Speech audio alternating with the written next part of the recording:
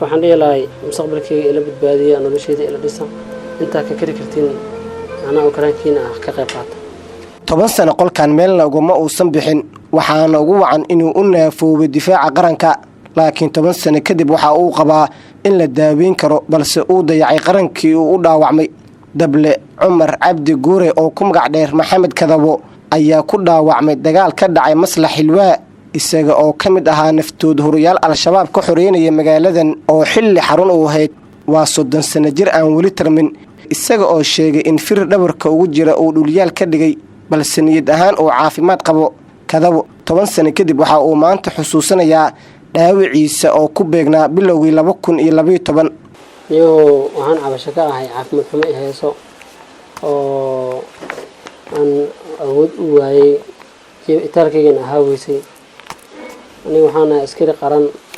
dib soo gaaray qarankiisa u dacwooday u cabtay dhowr mar laakiin la fahmi waayay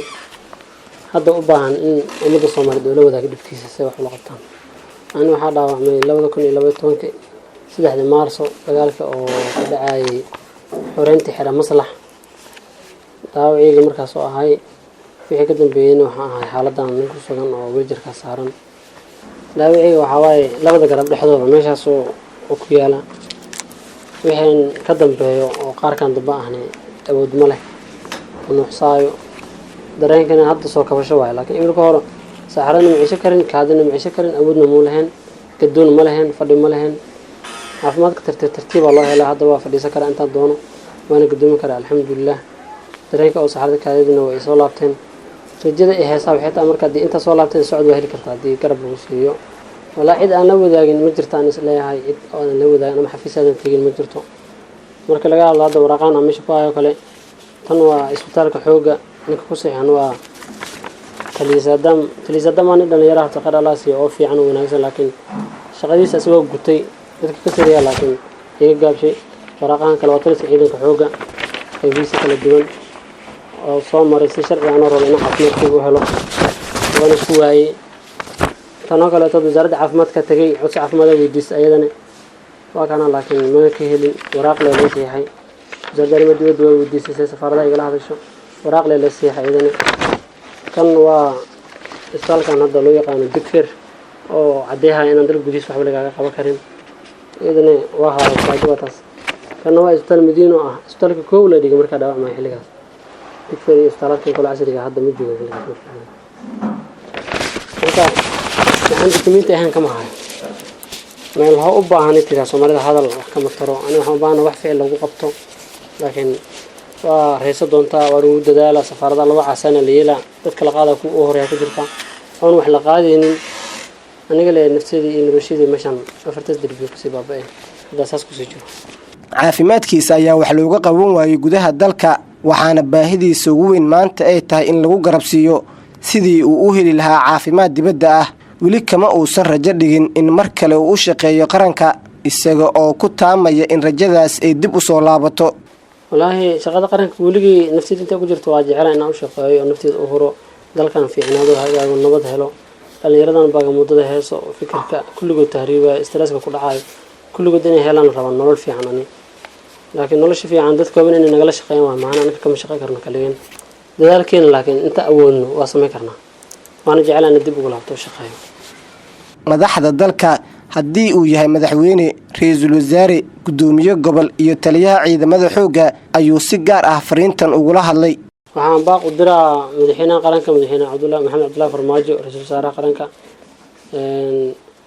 ra'iisul wasaare Maxamed Xuseen Rooble iyo gudoomiyaha gobolka Banaadir maadaama aan qof Muqdisho ku dhashay intaan ku noolaay kuna soo koray waliba xoreeyay aan ku dhex dhaawacmo itaal u laahay in caafimaad dibadda isgeeyo gobolka Banaadir xaqa uu leeyahay inay garab isiyaan in iga gaabiyaan maan dawladda federaalka waa dawladda aan ayada ka tirsanay u dhaawacmay